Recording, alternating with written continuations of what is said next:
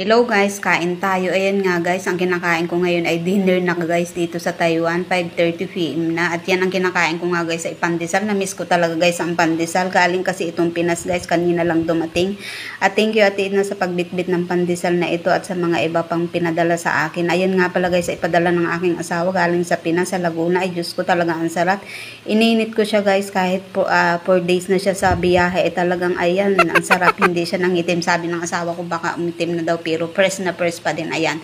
Tapos yung pansit canton ay galing kay Ate Edna, napakasarap. Iba talaga ang pansit canton sa atin guys. Dito kasi ang binibili kong pansit canton ay iba. Ayan guys, sobrang sarap ng kain ng inyong lola. Ayan, sobra. Parang almusal lang. Dito kasi guys, hindi usong mga almusal ng mga ganyan. Dito kape lang kasi o minsan gatas, prutas, yun lang guys. Ayan, kaya ginawa natin na dinner, yung pandesal at pansit canton. Ayan, busog na naman. Salamat guys, na alam kong natakam ko kayo.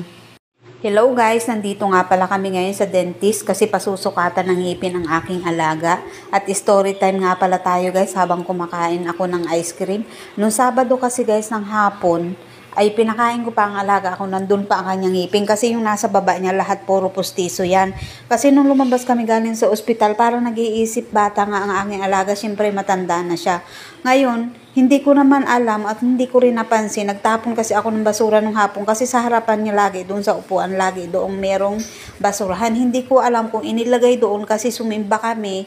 Tapos nung dating namin dito, syempre nagnuod pa siya ng TV. Nung matutulog na siya, dinala ko na siya sa CR para mag-intindi bago matulog. Naku, nung nagtututbrush na nawala pala yung kanyang pustiso, hindi alam kung inihulog ba sa Eliodoro o ano ba. Kaya ganyan din tinawag ko sa aking amo na ganyan. Ay sabi naman ng aking alaga, wag na daw siyang papustisuan kasi matanda na daw, mahina na daw siya. Ayaw naman pumayag ng mga anak.